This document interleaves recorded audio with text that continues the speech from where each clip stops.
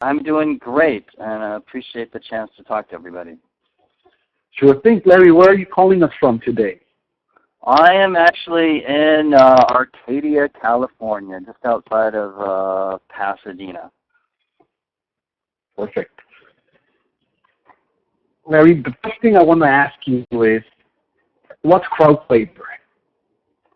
Well, basically, Crowd Flavor is a company that I started about a year ago, and with really the premise that there are a lot of that there's a beverage industry out there that's really waiting for some great flavors and great type of crowd favorite drinks that seminate or germinate from different ethnic backgrounds and different crowds, as I call it. And so I'm really trying to get at how do you find those crowd favorite drinks and get them out into the mass market. So in essence, crowd flavor is letting the people decide what they want from their own ethnicity, let's say. Yeah, it's like a social flavor creation company. So we're out there looking in different places where people love to hang out. They love to eat, drink, where foodies are, and then they have these favorite beverages that they really they attract them, and they've had for many years, let's say, as growing up, but can't find it in the mass market. And we're basically a company that are taking those favorite type of drinks, drinks that bring emotional appeal, drinks that bring flavor appeal, that comfort drinks out to people. And how did you come up with the idea of doing this type of beverage for the masses, let's say? Well, it was actually an interesting process that I'm actually completing a master's degree in agribusiness at the State University, which is one of the kind of the premier universities for agriculture and agribusiness. And that really started because I've been working in an agribusiness for about the last 7 years. So I decided I wanted to see what academia had to say about the field.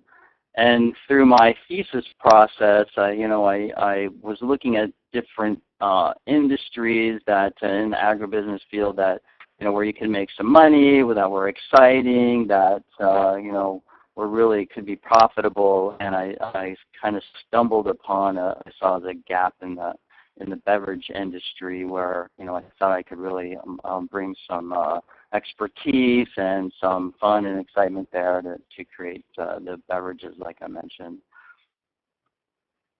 Beautiful. And one of the things that I like is how you empower the different ethnicities for starting, let's say, with the date tea idea, how you empower the people to also participate in this, and you employ them, you make them entrepreneurs. So you take the idea that they have, in this case for date tea, which is one of the most original ideas I've seen, and then you empower the creators to become entrepreneurs with your help. I love that section of your business.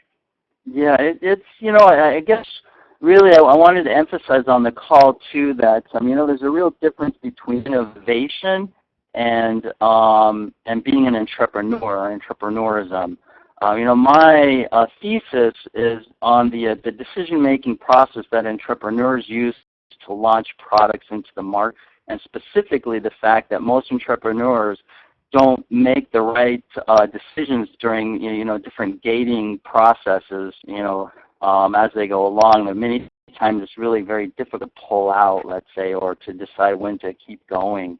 And so that's really an entrepreneurial process, whereas the innovation process is looking at, how do you take these drinks and you come up, you're in your kitchen or in a restaurant or something and you created a great drink with great ingredients, fresh, health, beloved. How do you get that into the market? The innovation process happens in your kitchen, let's say, but the entrepreneurial process happens in the marketplace. And basically what I'm doing is I'm finding those innovators who are not able to get out into the marketplace and how to commercialize their products. So working with them to get the products into the marketplace. And which, I'm also happy to be working with you, Jorge, to help me do that. So you've given me a lot of advice and helped my company a lot along the way. Well, I'm very glad. Larry, one of the things that I see here is, and I love the way you describe it, is you're absolutely right.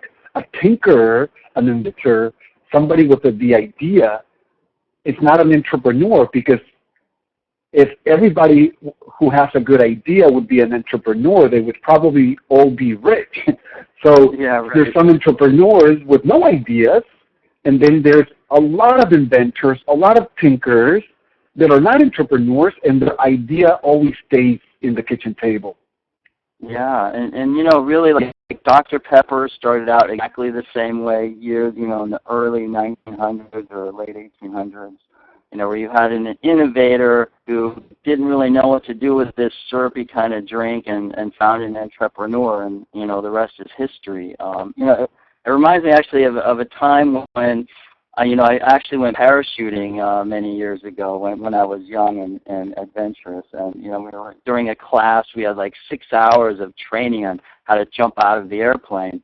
And one of my friends asked a question, well, I asked the instructor, if there's a safety chute, how long, if my main chute doesn't work, how long do I have before I need to pull my safety chute?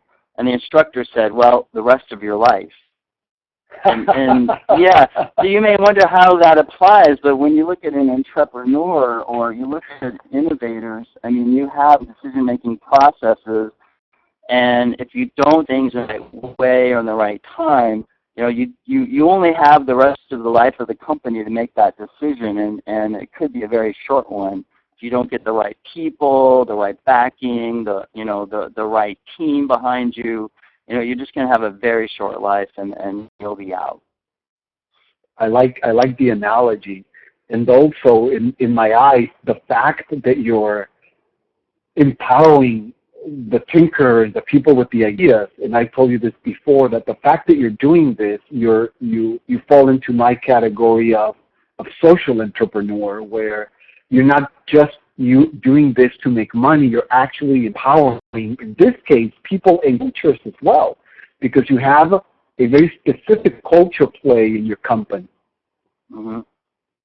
Right. Yeah, and I think it's it's fun. It's a lot of hard work, and sometimes I don't know why I started doing it, but it's actually a lot of fun most of the time.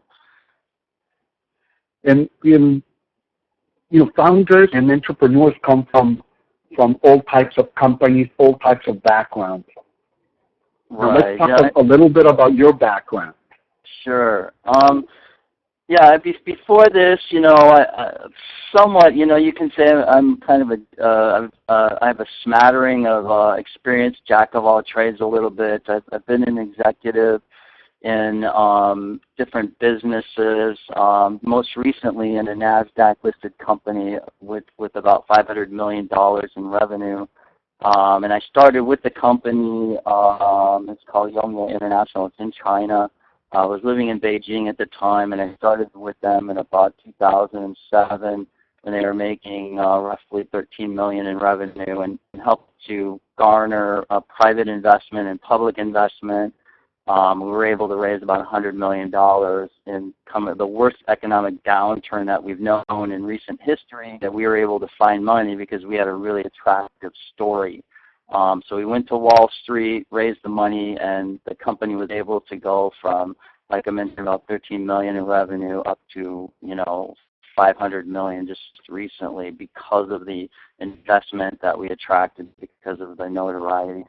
Motley Fool wrote about us, a lot of different investment magazines, stuff like that. So, it was a lot of hard work, but a lot of fun, and so I learned a lot about working in agriculture because they're a fertilizer company. I learned a lot about growing crops and, what it takes to get product to market. A lot of really great things I learned there. And previous to that, I worked for Deloitte & Touche doing consulting, and also worked for some other, companies and management as well. Wow, talk about a good track record. So you raised $100 million, and then the company went from $13 million to what did you say? How much?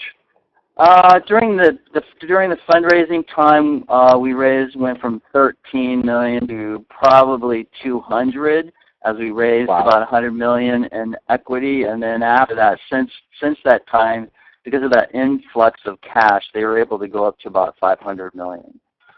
Wow, that's an incredible track record, Larry. Congratulations. That's awesome. Now tell us, tell the listeners what is a PIPE and what is a reverse merger so that they can understand what you did with this, because regardless of the complexity of going from $13 million to $500 million, there's another complexity of going public the way you did and raising capital, which just adds to the level of complexity. Why don't you explain it for our listeners? Yeah, so basically you have companies who are, you have these, a PIPE transaction is basically a private money that comes into a public entity, private investment into a public entity. So you have investors who want to put money into your company, and they want to do it basically before you go public, and it's kind of this reverse transaction or reverse takeover some of you have heard about.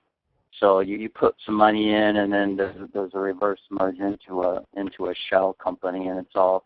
I mean, it all sounds very complicated and kind of strange, but it works, and it helps a private company basically transform itself into a public company and have some money, to do that. And really companies do that because you may not be able to get loans from banks or whatever, but through this process you're able to get some cash to help grow the company, and really catapult your growth and sales and everything. So everyone's kind of familiar with public shares and buying Apple shares or whatever, but this is a little bit kind of before that process when the company is much younger. And then, of course, it allows you to raise capital easier because they have a next strategy. They don't have to wait until you sell the company. They can just exit in the stock market, correct? Right. A lot of investors, a lot of these investors are, pretty opportunistic, so they want to get in with the company when they're in their huge growth platform, and make money. Come in at $1 a share and get out at $8 a share or 10, or rather than staying with the company from 10 to 12. After you're pretty mature, the stock appreciation kind of levels off, and you're not going to get a whole, unless you have like Apple. But not many companies are like that, so it kind of levels off, and then you don't get as much from appreciation, but maybe you get it from dividends or something. So that it's an early way to get money into the company, and investors get a lot of return off of it. Okay, and even if you don't get the appreciation, as a company, you can still get funding, which is important for you, because you need the cash flow, right? And you need to operate and grow and get more distribution. Right. It allows you to get more money in and grow. Right. I mean, you have a great idea. People realize that, they think that if you have a great idea, it should sell, but there's so much that goes into encapsulate this great idea with the marketing and sales platform, or to really catapult it. You have to have marketing dollars. You have to have a lot of money that's put into the company before it ever sees any revenue at all. So that's the main issue, is that you have to have the money for marketing and sales and building the team, and before you get any kind of money coming into the company. I mean, if anyone watches Shark Tank, you totally understand the process of trying to convince people, that you need money before you have much revenue at all. There's more than just that great idea. It's the team. It's everything else. Absolutely. And just so listeners know who I am, a lot of you already know me, either personally or you've been to my webinars, you've read my articles, maybe you've read my books. I've been in consumer packaged goods and the beverage industry for a while. I do project management, I do beverage development, and I am the president and CEO of the largest full-service beverage development company in the U.S. I've also worked with companies, several of them, including as president and CEO. I'm the author of 2 books, and I have more books coming, including one that's coming soon, 2 that are coming soon this year. One in a collaboration with Steve Forbes, and the other one in a collaboration with Dan Kennedy. So make sure you read those when they come up, and you can buy my books in the local bookstore, Amazon, Barnes & Noble, etc. Now let's talk about your products. Under your umbrella, you have different products. Let's start with the date tea, ground tea. Tell us about that product.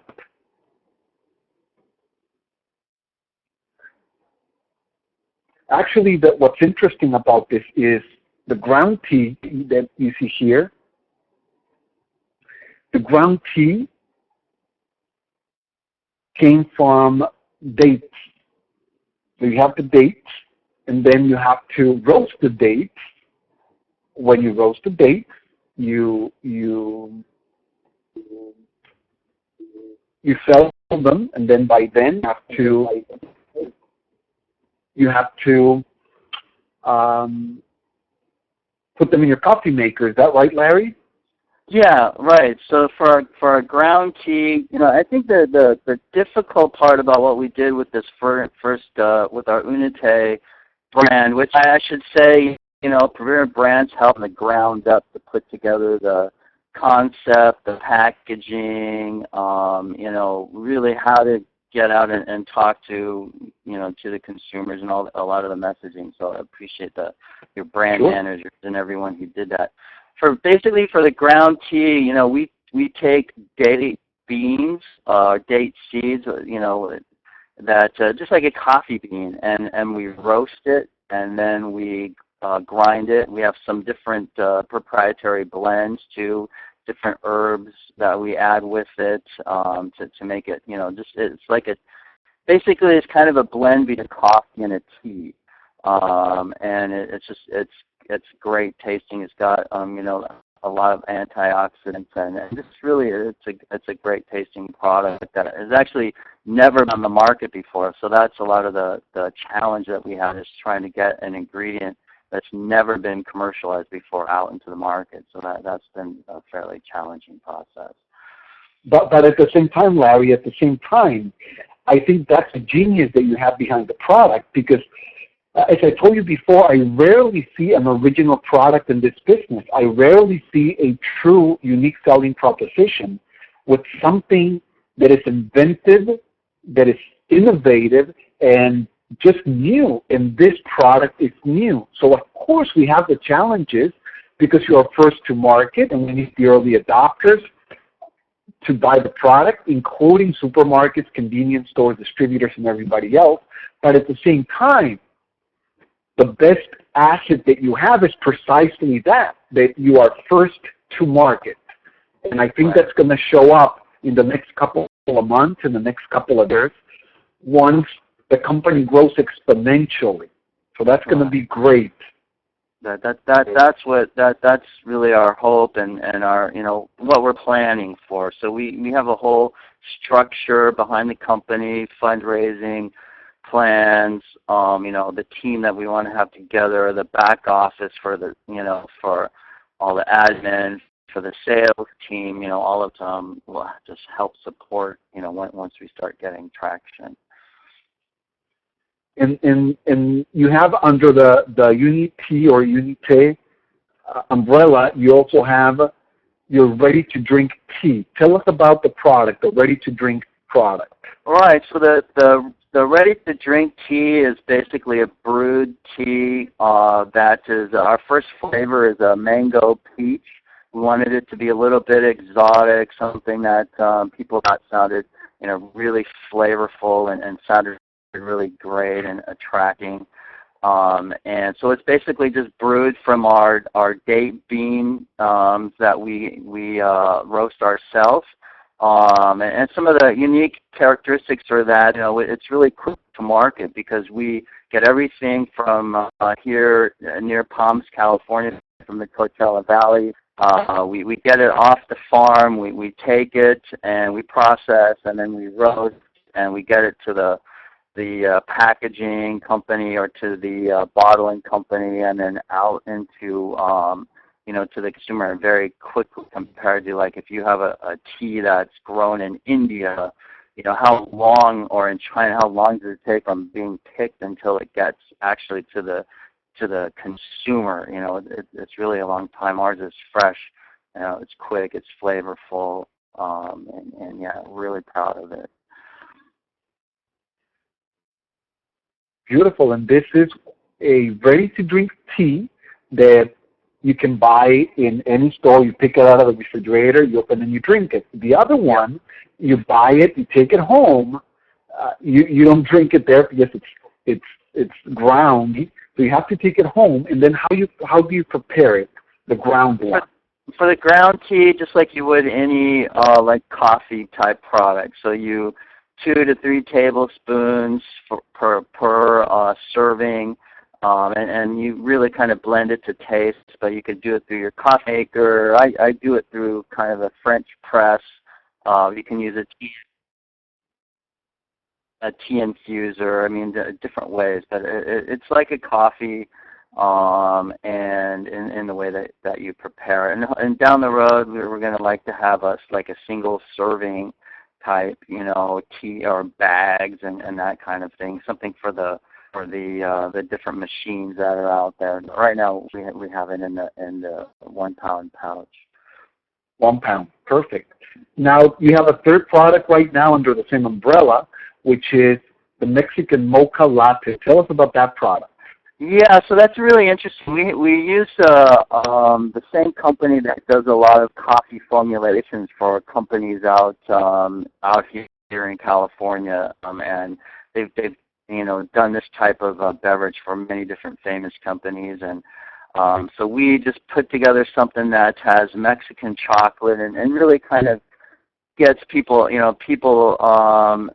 reminds them of, when they're growing up and having some kind of chocolate drink like this with their, that their grandmother made or their mom at night, it's something that really just it's got a great taste, chocolate taste.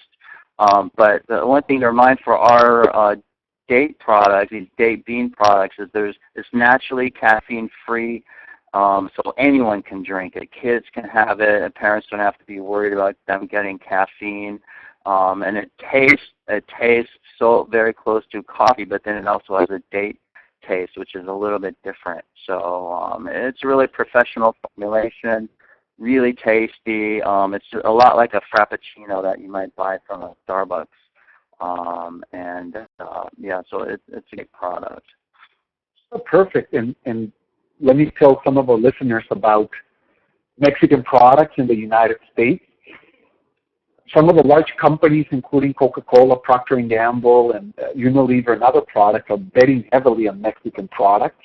They are acquiring large Mexican companies, bringing them to the United States. Even some of the Mexican companies that come by themselves, like Bimbo is a perfect example. They bought Sara Lee. Now they're becoming one of the largest bread companies in the U.S. A lot of companies are betting Mexican, not necessarily Latin or Hispanic, but these are Mexican-specific products. If you go to stores in a lot of the states, you will see these kind of product in Mexican stores, Mexican-specific stores, Mexican convenience, Mexican supermarket, and others. If you go to California, if you go to Texas, you will see these type and other Mexican products in every store. You will see it in your Walgreens. You will see it in your CVS. You will see it in your Kroger or Kroger affiliate. You will see it in a 7-Eleven, in a Valero, in a Circle K. So if you go to certain states, as an example, California, Texas, you will see products are completely crossover. Everybody's drinking them. Everybody's taking them. So this is a very smart move in Larry's company to start with some of the Mexican products as his niche products, because that's where the market is going, especially where we are in California. And Larry, tell us about your other product. Tell us about your juice. Yeah, our juice product is basically also the first ever on the market. We've created the ability to take the super date fruit. The date fruit has so many vitamins and minerals. You know, people have known about the date fruit, you know, all the way for centuries. You know, Cleopatra, I don't know, way back when people have been eating, you know, date fruit, and it's so healthy. And so we've been able to take all of those vitamins, minerals, and get them into a liquid form that then we can mix with, you know, tangerine juice, also tangerines or oranges coming from California, and mix it together with that citrus to have a great taste, to have all the vitamins of the citrus fruit as well as from the date fruit. And as you can see from the presentation, the color is still takes on the tangerine juice color, even though it has the date infusion. So many people are, you know, it's pretty amazing that we've been able to infuse it with a date without changing the color. And people think that is a great taste. It's really healthy. Kids love it, you know, and so we're very proud of it. And how many other juices do you plan on producing? Right now, we're concentrating on these for the juice side. We have the tangerine. We have some in research and development. Some other juices that we'll release later. But right now, this is kind of our headline product for the juices because it's unique. You know, tangerines right now, you've got all the cuties. Tangerines are kind of like really exploding in terms of people really, you know, eating them and being familiar with them, and you know, and so we kind of bust out with this product line and then move to some other exotic, you know, fruit juices later. Oh, interesting. And what has been for the products that you have? I know we've been introducing them, and we've been asking some distributors and some retailers to take a look and see your product, sending samples. What has been the reaction from buyers, from stores, from distributors to your product? Yeah, I think you know, people are, you know, really at first, like you said, because it's a new product, it's just, you know, people have kind of a puzzled look on their face, like, you know, date fruit or, you know, date beans, what is that? But you know, once they smell it, you know, if they smell it, then they're converted. I mean, people just right away, you know, they go to the smell and they say, wow, it's so flavorful, more than most teas that we've had, you know, that we've purchased or drank, especially the ground tea. Our Harmony blend has, you know, peppermint, hibiscus, and cinnamon, and people just love that. So, you know, once we get them to smell it and to taste it, you know, they're basically, you know, convinced. We were at the National Date Festival in February and probably gave out over 1,500 samples. And it's so many people coming back to buy once they had a sample. So it's a little bit of skepticism because they're not really sure about it. But you know, once they smell and they taste, and they're, you know, like, yeah, they love it. And you know what? There's something very interesting here also, Larry. You are speaking with some of these decision makers for your product. But remember, I can tell you as a comparison, because we speak with more than 5,000 different decision makers every month, for retailers, distributors, and other stores. So I see the comparison. I see what other products are doing. I see what your product is doing. I see the reaction from our salespeople. I see a reaction from our salespeople to your product and other products as well. Your product is wonderful. The people, the reaction that we're getting from decision makers, from buyers, it is 3-4 times better than any other product. Now, I know that from your standpoint, because you're not selling another product, you can't see it.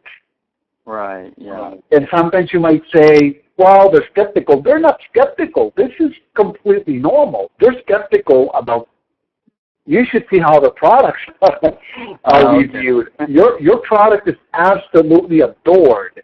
Maybe they're not going to tell you, the buyers, because they have to negotiate with you. And if they start telling you they adore it, the price is going to go up.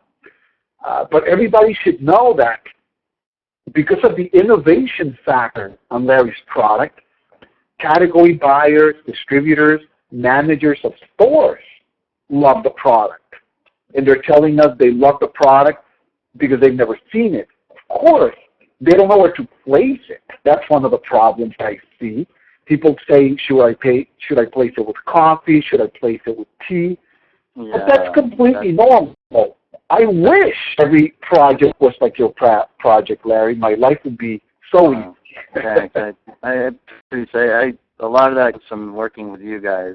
I think, too, that, my initial plan out of the gate is basically to create a blue ocean strategy, which I know some of the people on the call may or may not be familiar with that, but basically blue ocean strategy is looking at a product and how you market it, how you create a place in the market that is a blue ocean, which means you have few competitors or no competitors, rather than a red ocean where it's just like the sharks are feeding and you're really scrapping for every percent or 0.5% of margin. So we wanted to create a category bending product that would get us out into areas that people would see a lot of value and a lot of uniqueness. And we don't have as much competition, none. So then we grow. We want to get into people's families. We want to sell and get our products into families that they pass it on to their kids. They pass it on to their friends. Everyone. Unite is kind of like that coming together and just really having a great time, having beverage, sharing in the community, and really, really taking that with you. And when we say social flavor creation, that's another, we want people to take it with them and to, share it with others. And to understand, you can read a book. It's called Blue Ocean Strategy, so you can learn about this. Right. It's a wonderful book for entrepreneurs. If we have a lot of entrepreneurs listening, learning and education is a big part of being an entrepreneur and a large part of being a leader. You have to educate yourself because you will convert yourself into a mentor. If you're not educated, how can you educate and be a mentor? Blue Ocean Strategy, other books are a must. I try to go through at least one book per week, plus audios and book summaries, magazines, and other TED Talks. I listen to 2 or 3 TED Talks before I even check my emails, because in the morning it's very important to be inspired. You don't want to wake up to tasks. You want to wake up to dreams. How can I reach a dream? Not just fulfill a goal, but fulfill a dream. And remember, entrepreneurs want to reach goals. Social entrepreneur wants to reach dreams. And I invite you to reach dreams. Education is very important. The Blue Ocean Strategy, if I put it into Larry's product, Larry, instead of saying, I am going to create an energy drink, that would be a red ocean strategy. There's hundreds of energy drinks. I personally developed about 18 energy drinks, so that can give you an idea of how many are out on the market. He said, no, I will compete where there's absolutely nobody. I'm the only one, so by default, I'm the market leader. I'm first to market. I have something completely unique. That is a blue ocean strategy. He's not competing on flavor. He's not saying, I will develop a different flavor for an energy drink or for this existing product. That's not a unique selling proposition, and that certainly is not a blue ocean strategy. What you see here from Larry is an incredible unique selling proposition that fits into the blue ocean strategy perfectly. Yeah, just a mentoring moment there, Larry, for, I appreciate for our that. listeners. Yeah, I totally agree. Yeah, yeah. So, and really, like I said, my thesis came out of an educational experience. So, just however I got to this, it was through reading, a lot of talking to professors, and trying to figure out, can we really make this happen? And tell us something that I always like to ask. What are the goals? What are your goals, your personal goals for this endeavor?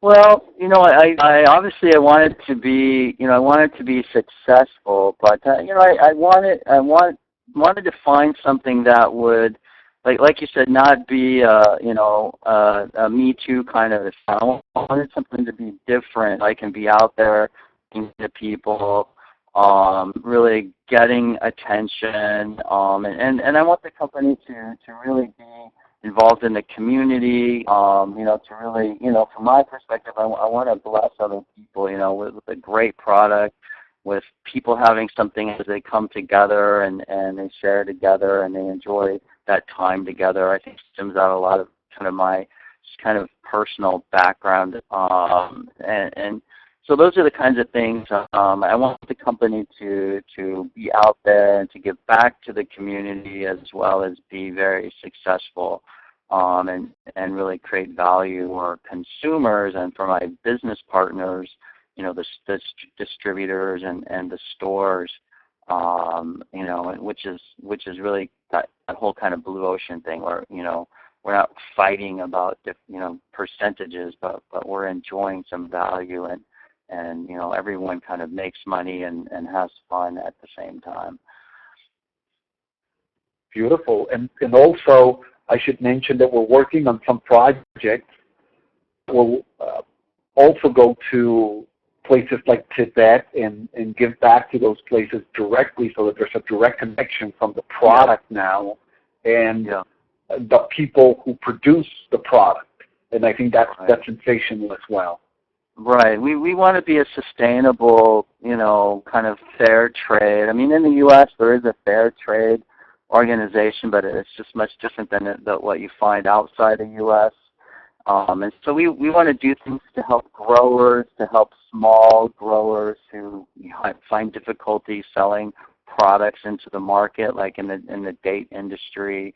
You have small farms, you have big farms, and every time you have a agricultural environment like that, you have small farmers who have difficulties getting their products out there. So we want to work with small farmers here. When we bring in products from overseas, we want to do the same. Really give back to the community so that everyone participates and everyone feels like they're successful because this product is able to be successful as well. And how fast do you want to grow your company? Are you working on a 2-year, 3-year, 5-year plan? Yeah, mine is like a 5-year plan where by year 3 I'm really falling in line with some of the other companies who gained kind of national attention from the Coke and Pepsis of the world. So, getting into 10,000 accounts in 5 different cities across the U.S. on each coast, and really being kind of recognized and able to give any shareholders and that we have now some opportunities for exit in case we have a bigger investment later. But also, we really want to get our products into the hands of people everywhere. So in order to do that, we need money. So we have to, raise money in order to get these out into all the urban areas and into stores, so people everywhere can kind of share in this kind of fun California, sunny type product, grown in the Palm Springs area, Coachella Valley. So, we have to, in order to grow, we got to have some investment. So, we're kind of on a 5-year trajectory to where we will then be a, $20 million company or more. Okay. Now, you mentioned investment. How do you plan on compensating investors? What's going to be your exit strategy? Well, like I mentioned, an exit for early investors now, if we have any angel investors, before any venture capital rounds, someone who comes in now can, potentially when institutions come in later, they can kind of sell their shares or get out, in the second round. If they stay along, it would be kind of a strategic round, let's say, from a bigger company or from like initial public offering. If we do something in 3-4 years, we'll do a public offering, and then at that time, we'll give. We have a lot of exit opportunities for early investors, and we'll be able to also give other investors a chance to come in and grow with us. So, really it's kind of the same thing as everyone else. You have, founder money, you have angel money, you have VC money, and then you've got bigger institutional money later. Absolutely, and I think the fact that you have a proven track record and you already raised $100 million is going to work to your favor. I know that with the investors that I've talked about your project, like you, just because you have a success. And remember, a lot of these investors are looking at you. They're not looking necessarily at your project, at your product, but they're betting on you. And that's very important for other entrepreneurs to know that a lot of investors like your product. Most investors, especially professional, seasoned investors, will invest in you, not necessarily in your project. And then if you do something correctly, they will continue to invest in you in different projects. Yeah, and then like I mentioned before, but I like religiously watch Shark Tank because it's just such, that's for the entrepreneur. You learn so much, and the main, you see so many times, the sharks are out, not because it's a bad idea, but because the entrepreneur, says, hey, I want, you to spend your time on my company, or there's many messages out there about the entrepreneur that just, worries or concerns that, the shark. And I've also seen the other ones where everyone's out, and then the person just says, look, I will work night and day, I'll never sleep, I'll never eat, I'll do whatever it takes. And then one of the sharks will come back in and they're like, I believe that you're going to make this successful. And so it's all about the entrepreneur and how successful they are, what their track record is, or can you make people believe that you are going to make it happen no matter how few hours you're going to sleep. We were going public with my other company, we 4 hours sleep a day. That's it. Other than that, you're on the phone, you're talking to investors, you're setting up the transaction with your securities lawyer. You're going through documents. You're reading through reams and reams of legal paper that binds you to this investment. I mean, you just have no idea how much work you have to do, but that's what you do to then get that cash infusion that then you can make your company successful. Oh, absolutely. Well, let's talk about a little bit about the future.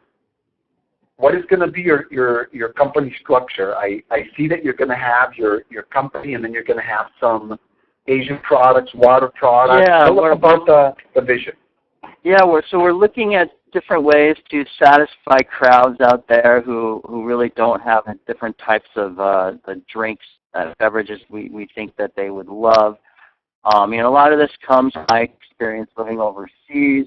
I lived in China for many years, and when I got there, I realized, I can't find an American hamburger or a really good malt shake, or, there's so many food products that you get there, and you just can't find it. And then when you find some restaurant that's making it, it's terrible, and I really want to bring authentic type beverages to people who are here they live here. They're looking for formats that are American, but they're looking for taste and ingredients that may remind them of home, remind them of when they grew up. It's fresh, it's healthy, it's good for you, it's not laden with a lot of sugar. And so that's what I'm really kind of scouring, the globe, I guess. Right now we're working on some here in the U.S. All the ingredients come, are local here in California, but later on we'd like to bring some in from overseas. You mentioned we're working on a Tibetan water. So we're doing a lot of stuff that, really is going to still be blue ocean and be different. Beautiful. I love it. And you're attacking the beverage industry right now. Do you plan on doing something non-beverage, or is it all in the beverage industry? I think mostly right now we're looking, if we're successful, I think that will, give us enough to do. And as I mentioned on the slide here, it's really interesting that, that the CEO of Coke, Muhtar Kent, said that, Coca-Cola is now refocusing its business on the U.S. And you think, wow, that's crazy. It's a U.S. company, but 70% of their, revenues come from outside the U.S. and they focused outside the U.S. for many years. But now they realize that, we're the only Western nation with a growing demographic. And so I think with beverage, with beverage lines into those growing demographics, we'll have definitely enough to do over these next number of years. Oh, absolutely. And beverage industry is very unique and it's very sexy, and valuations are high. They can go up to 10 times those sales. But right. One thing that everybody has to remember, investors have to remember it, entrepreneurs have to remember it, is you need a unique selling proposition in the blue ocean. You need an entrepreneur, and then you need to focus on execution. That means acquisition of stores most likely. And that's what Larry's doing. I know we have some investors also live on the call so that they know what's happening, and Larry's focusing on all three that are important, and that's why he's on the phone, and that's why he's being successful. Yeah. Now, tell us about the problem of beverage shortage. Well, I think, like I said, our really value proposition is finding unique beverages that really are not in the market. And, we've talked so many years about the U.S. population, about, being a melting pot, but we're really not. That's just kind of a myth, or maybe it was true years ago, but not now. We're really like what they call a salad bowl. We're a country where you have so many different immigrant and ethnic populations that are sometimes they're too secluded, but also they're very unique and they're very authentic. And when you go there, you feel like you're in that country a little bit, and you get the feel of the streets. And I don't know, being overseas for many years, I really love that. So it's a way to look at our demographic that's different. So it's not just a sugar, high fructose corn syrup kind of fruit drink for your kid, but it's what are those kids who grew up with families from overseas or whatever, different experience. What are they used to drinking and eating or drinking, and what is going to satisfy them, and their families. So that's basically what we're looking at doing. Perfect. Now tell us about the first brand, which is the portfolio of Unite and your soft lunch. Right. So obviously with your guys' help, we put together all, everything, our booth, all of our marketing material. We had photo shoots, videos, we're walking around. We basically kind of landed at the National Date Festival in Indio, California, which some people have also heard of the Coachella Music Festival. So it's there in the same place. So there's about 330,000 people who go to this festival every year. And so we just landed, we put our products out And, we, basically gave out, like I mentioned, over 1,500 samples in about a 10-day period of time, and just really let people know what we were doing, what, our date products there in the date capital of the world.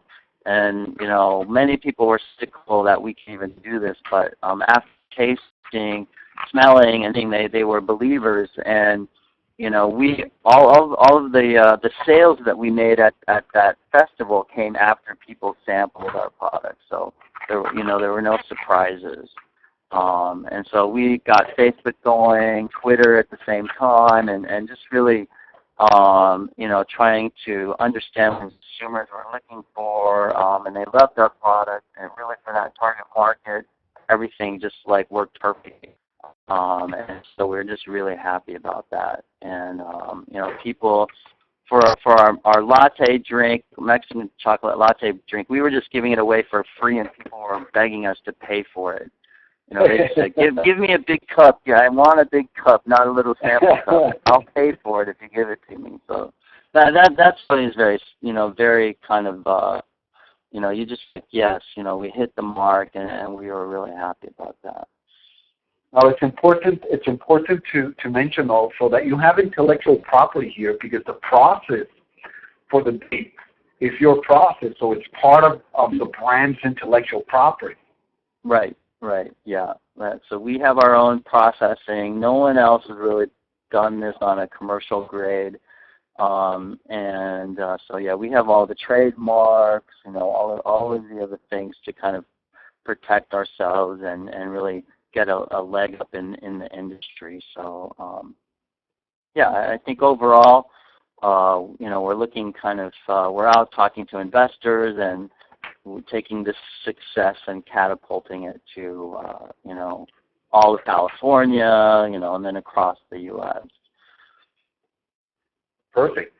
And just so people know, Larry started like a classic entrepreneur with an idea, with a big picture, with experience.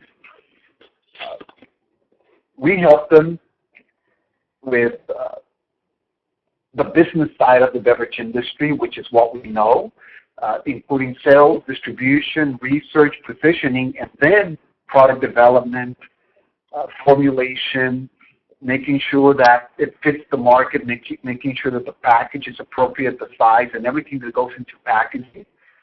And now, and I work personally with Larry. I do some coaching, and we have some joint ventures together. It's usually when you enter in a relationship, in a partnership, then you start looking at other opportunities and what else can you do. And this is where we are right now. We're looking at new products, new projects, and other things that we can do together in this industry. And a lot of entrepreneurs can learn from Larry and what he's doing. And Larry, what's next for you after you get your funding? What's next? Are you going to continue with this company? Are you going to grow it? Are you going? What's next? Yeah, I just I want to go along for the ride as long as possible. I mean, I'm pretty realistic about what happens with companies who, really kind of grow and attract national attention, and you have bigger food companies or beverage companies who come along, and there is something to say that a Coke or Pepsi, they've got distribution and they're able to get products into places that are just very difficult for just a lone entrepreneur, even someone with money. So, I mean, you just have to realize that at a certain point in time, they can really get it into the hands of more people, and that's what you kind of look for. But, I think it's fun to do what we're doing and to be entrepreneurial and to really bring this to the market. And that's I want to stay on as long as I can, as long as I can do that. So, but I think too, I just want to express that, working with you guys, I have made mistakes along the way, and what it helps you help is to kind of mitigate some of those, or keep me from making other mistakes and different things like that. So I think that's the value that you bring. That I don't know the whole lay of the land, but you guys do, and so working together kind of helps me get on that launching pad faster and with fewer mistakes. At this point in time, mistakes always mean money. And Absolutely. when you're a young company, you don't always have a lot, so you want to make as few mistakes as possible. That's right. And it even at this time, for me personally, a lot of these mistakes that somebody can make, it's time. And you get to a point where time is more valuable than money. And for me, all of these learning opportunities, and what I try to pass to you and other entrepreneurs is not only that you save time, that you save money, I mean, but that you save time. Because at the end of the day, what we'll want to get back is time. Yeah, and you want to get into the market as fast as possible and in front of people and, that kind of thing. So, yeah. Oh, yeah. Most entrepreneurs that I work with tell me by the second year that I saved them about 3 years and at least $150,000. And that's what they know. What they don't know, right, it's probably much more, because I spent almost $2 million making mistakes. So hopefully all of those mistakes I can pass to you and to other entrepreneurs so that they don't make those mistakes and they don't spend $2 million in 3 years finding out what to do. Right, exactly. So yeah, it's been very beneficial. And the other beneficial relation. The other thing I want to mention is also because I knew, I didn't want to be a guy out peddling drinks at a farmer's market. So I knew I had to get someone with professional experience and connections and that kind of thing. I just, I just wanted to launch this on a kind of a national scale. So, I think that warranted the expense of working with you guys. Beautiful. And also, if people want to get in contact with Larry, if you have more questions, if you want to buy the product, to distribute the product, or if you want to get in touch for investment opportunities, you can go to the website, and there's a form and a telephone number there. And you can go to his website, or you can go to my website and get in contact with Larry, or get in contact with me as well if you have questions about your product. Yeah. Here's the information. And she'll be happy to answer any other questions or requests for distribution or retailing for investment or whatever you have. Yeah, I totally agree. Now you can ask your questions. So we'll have some of our listeners use their chat mechanism to ask questions. So let me see here. Let me turn on the chat. Chat is moderated so that people can be sure that their questions are private. So if you have questions, and again, you can ask questions about social entrepreneurship, about distribution, about Larry and Larry's background and Larry's company and Larry's idea and how he came about to start this company. Anything that you want, distribution, exporting, China, because Larry knows about, he lived in China, so he can answer questions about that as well. And we have some questions here. Let me start. Larry, how long have these products been out? The first question. What was that again? How long have these products been out in the marketplace? Yeah, we spent the first year in R&D and kind of getting commercial, our supply chain set up. So basically launching back at the end of February at the Date Festival. That was kind of that was like our soft launch. And then after that, we started working with Jorge's sales call center to start opening up store accounts. Beautiful. And just so everybody knows what he's talking about, we have a call center for sales and distribution. We call brokers, we call distributors, we call, depending on the needs of the brand. With this particular brand, we have a specific strategy, which of course is proprietary to Larry, so we cannot discuss it, but we have a proprietary strategy of how we're going to get his specific product to market. Every product is different, but we can get 2 people, 5 people, 20 people, 100 people on the phone calling. You probably don't need more than one, but if you would need it. Here's another question. How much have you invested the first year? Yeah, I think so. Probably like rule of thumb. We've got 4 different drinks that we've put through a lab and commercial process. So it's gonna take you probably 200,000 or something like that to get to this process. We've also had to spend a lot, some on inventory and that kind of thing. But I think it's like a friend of mine said, it's an expensive hobby, but hopefully you don't, you actually get past that hobby stage into, a lot of sales. That's right. There's another question here about angels and VCs. Jim, the first thing that I would invite you to do is I have a group on LinkedIn. You go to LinkedIn and you search my name, or you search venture capital, and I have a group called Venture Capital. Join the group. It is the largest deal flow group on LinkedIn. And then from there, I take some of the best ideas and I send them to specific investors. So again, you go to LinkedIn and you join the Venture Capital group. It's a blue icon, and you start posting your project there.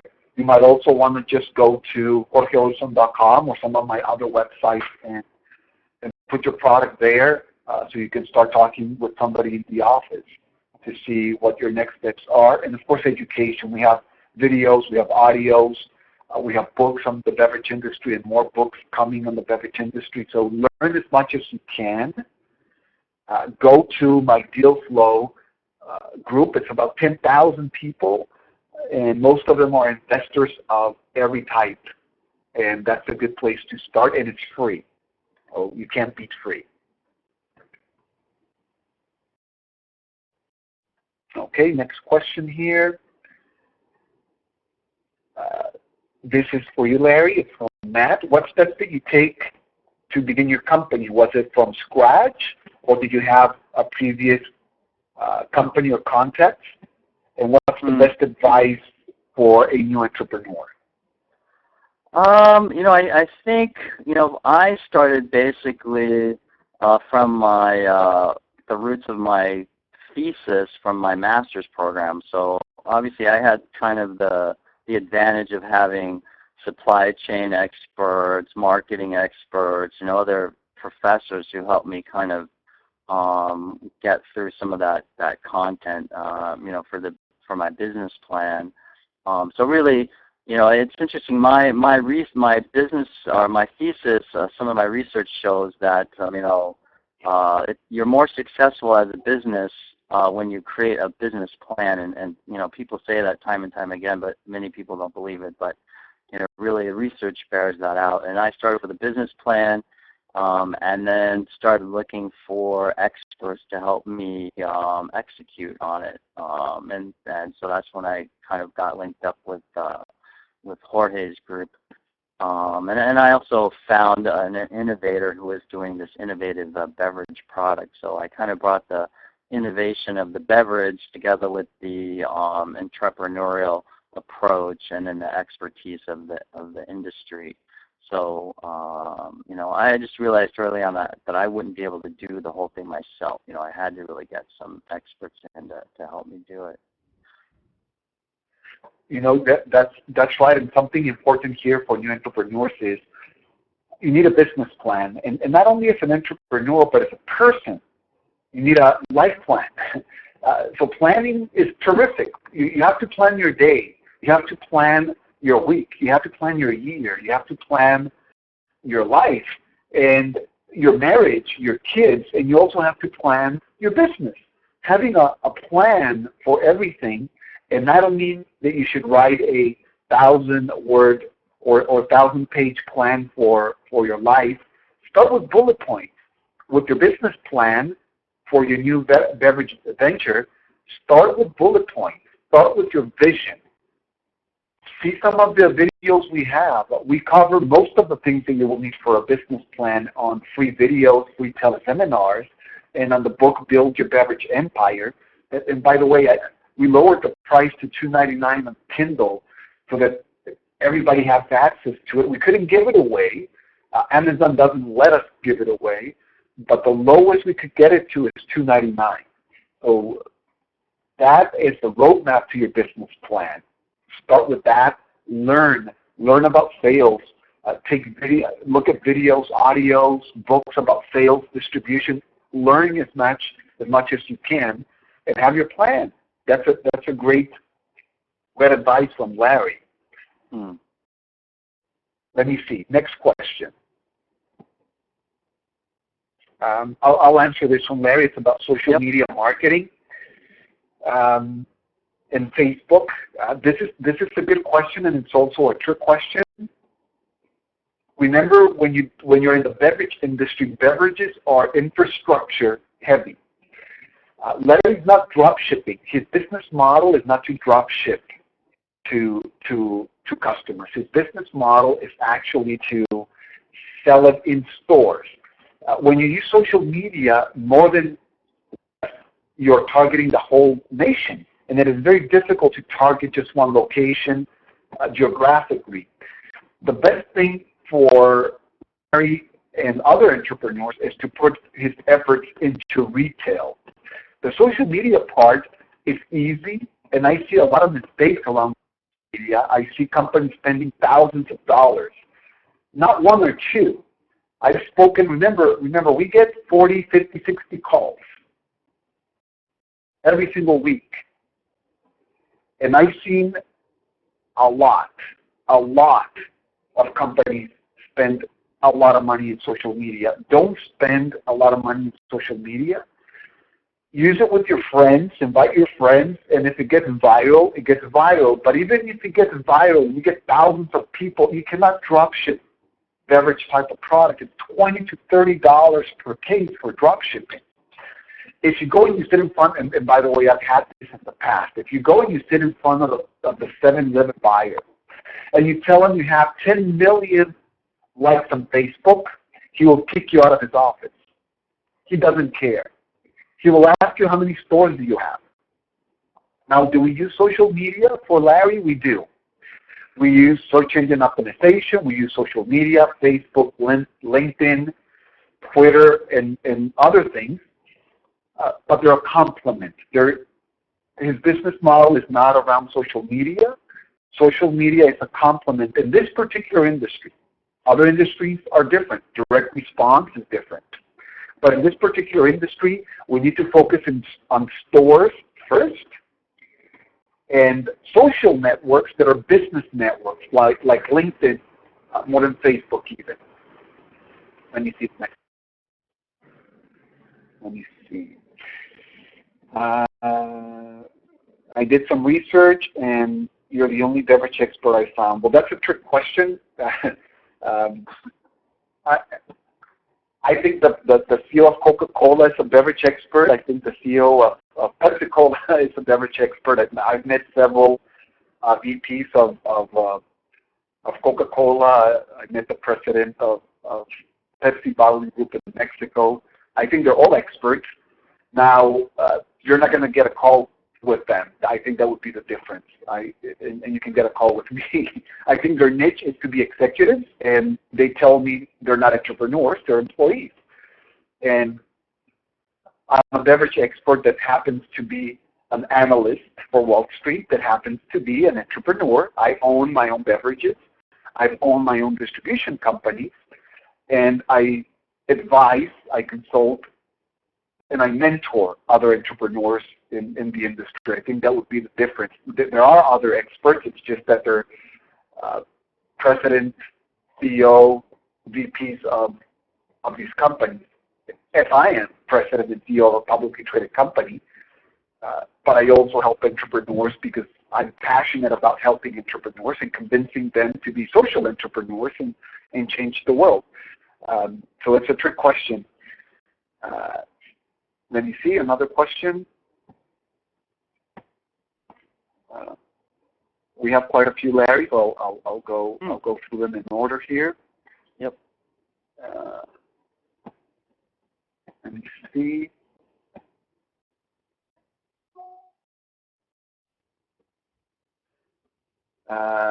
This is from Dennis. Hi, Larry. Are you already making a profit, or what is your timeline for that? Yeah, I wish. I think any realistic business plan, it's to really kind of get back in the black. It's going to be, year two. I think we will make, if we stay on plan, we will, break even towards the end of the first year in terms of, the expenses that are, the variable expenses and so on for our, product. But, actually we'll put out so much marketing dollars that, we won't really be into the black until probably the second year. And that's an interesting point, and this is also for new entrepreneurs. In your goals will depend also on your growth and your strategy for rapid growth. If you want to grow organically, or if you want to grow rapidly.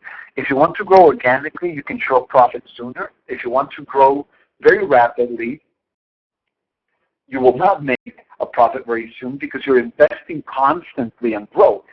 And many companies that invest aggressively in growth will never experience a profit until they sell the company and it settles down.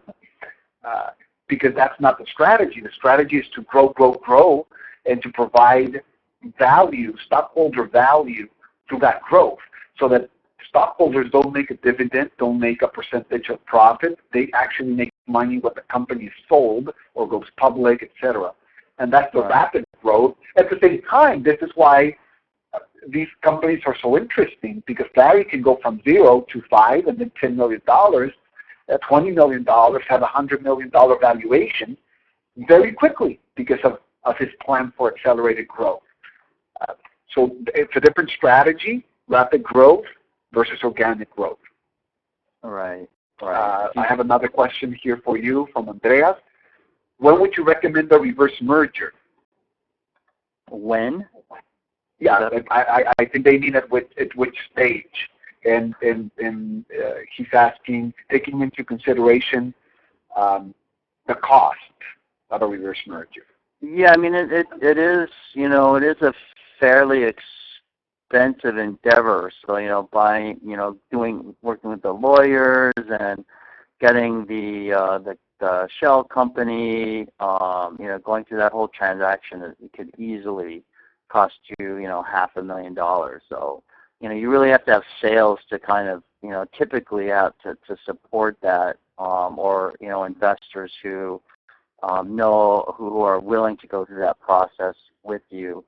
Because afterwards, you have to also have the expense of accountants, have to file your financials reports with the with the SEC every quarter, and for your annuals, your 10Qs, 10Ks. You have to do all your 8Ks when you have any news that goes out about the company. So it is fairly expensive. So I would say you need to really have some the revenue to support that, and some cash to support that process, or investors who want to do it. So it's usually done, usually it's 2-3 years down the road,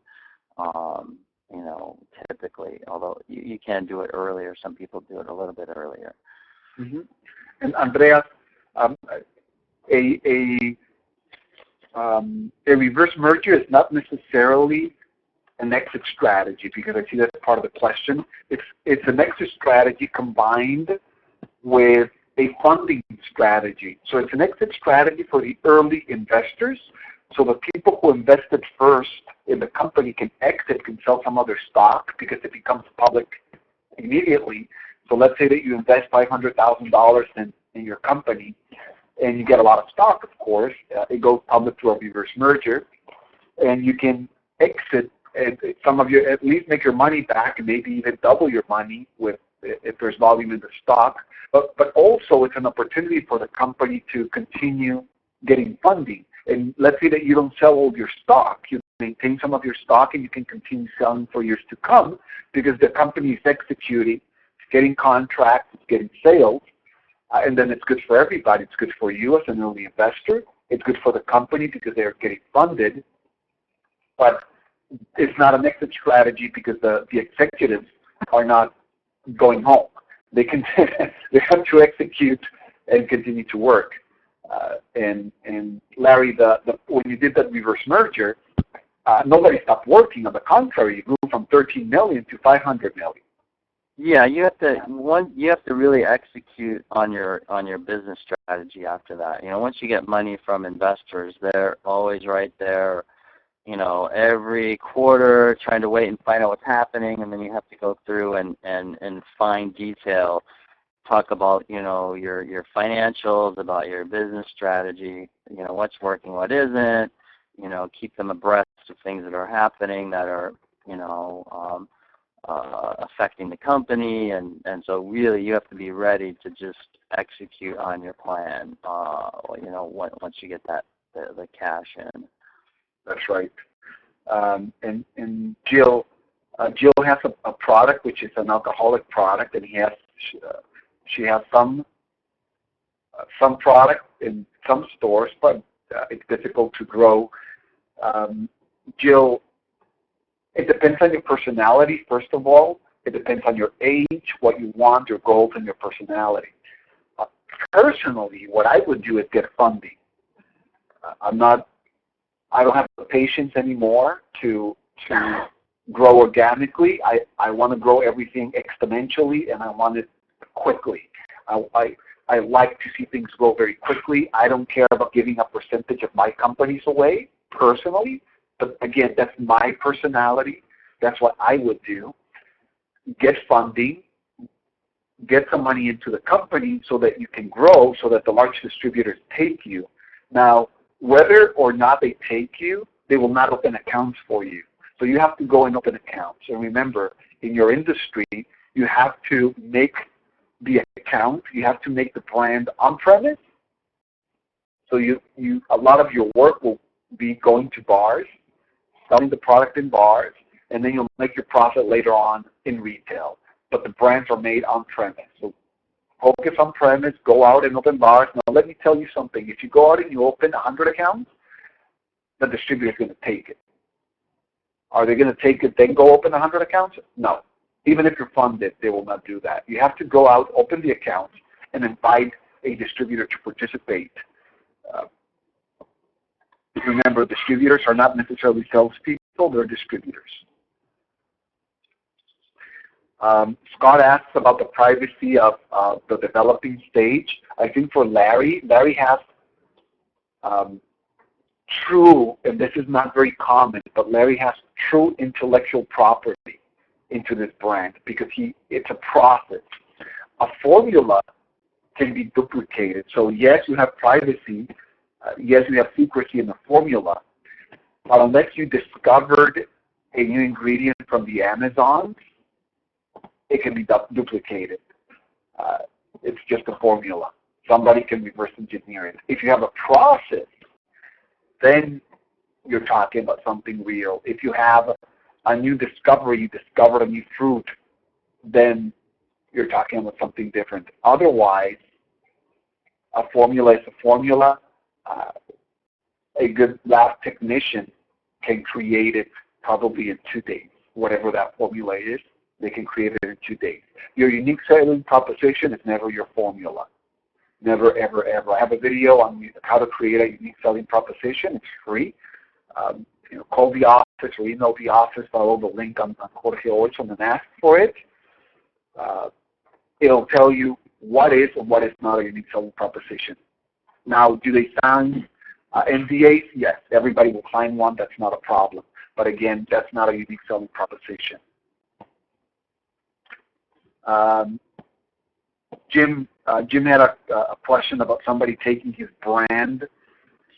That's a tough one. I think that's one for the attorney, Jim. I don't think we can help you with that one. Trademarking, yeah, a lot of trade. Got a good, trademark and patent attorney. People, entrepreneurs hate to spend money on that stuff, but at some level, you have to do it, or else, you can, someone can steal it. That's right. So Jim, how do you keep it quiet? Well, trademark it for starters. Trademark it so at least you can show it. You can show something. Investors will not sign NDAs. If they sign NDAs, they cannot do their job. I don't sign NDAs when I look at brands. Imagine, I get 40 calls a week. My lawyer, I would be bankrupt in lawyer fees if I had to sign 40 NDAs a week. Investors probably get 100 calls a week, so they will definitely not sign NDAs. It prevents them from doing their business. You have to protect yourself with trademark. And remember, if your unique selling proposition is just the name, you're not doing your homework, because just your name is not a good unique selling proposition. You need more than that. Once you have your whole package, then you go to investors, and you make sure that your package is not easy to copy, so that there is some separation, some barrier of entry there. And the other thing to remember, investors don't want to be entrepreneurs. They want to be investors. They have the money, you have the time. They don't want to be in your shoes. They already have the money. They want to give the money to somebody else and let them work. They don't want to work. Let me see. Another question for you is your beverage Whole Foods ready? That's a good question. We're in talks with we've met with Trader Joe's. We've got some contacts at Walgreens and looking at Whole Foods, and basically what you have to be ready is your facility has to be ready, because they do an inspection. You have to have your ingredients ready to make sure that it doesn't. You look on their site and make sure that you don't have any ingredients that are listed there. You may need consultants, people who know what's needed, like Jorge and his team, to find out what certain things are they looking for, or what certain things are a red flag. So I think we're pretty close. You also have to have money, so you can have ensure a marketing campaign. So yeah, I think all of that, they're definitely a target, and so we're working on that right now. And Casey, if you mean from a specification side, yes, the product is ready for Whole Foods. From everything else side, we have to go through some hoops, which is completely normal. But from the specific side, from the ingredients, from the type of product, yes, the product is ready. It's ready for Whole Foods and the natural market in general. And it's ready for natural. And we told our formulation lab that was our goal, so they knew that from the beginning. Yes, the product was developed to fit the natural trade. And that's I love that trade, and we talked extensively about it, and it was part of the business plan to target that trade specifically. And Larry, I want to thank you for being with me and spending this time with me and everybody else. I really appreciate it. I know your time is valuable. Thank you for giving us all of this great information. Yeah, no, appreciate it. Any time. I love talking about it. Beautiful. And thank you for Thank you to everybody for being with us. We had a lot of people on the webinar today. We're going to have a webinar every week. We have it on Thursdays, and then you can call the office or go to the website and send a link if you want the video. They will tell you how to get the video for free. You can pause the video. You can get other videos on how to create a unique selling proposition, how to become a social entrepreneur, how to get distributors. Just follow any of the links that you see here and send an email, how do I get the videos, or give you the videos, or whatever you want to ask. The videos are free, like I said. Go over them. Join us next week. Thank you for being with us. I know your time is valuable, and I appreciate that you spend your time with me. I'll see you next week. Bye for now.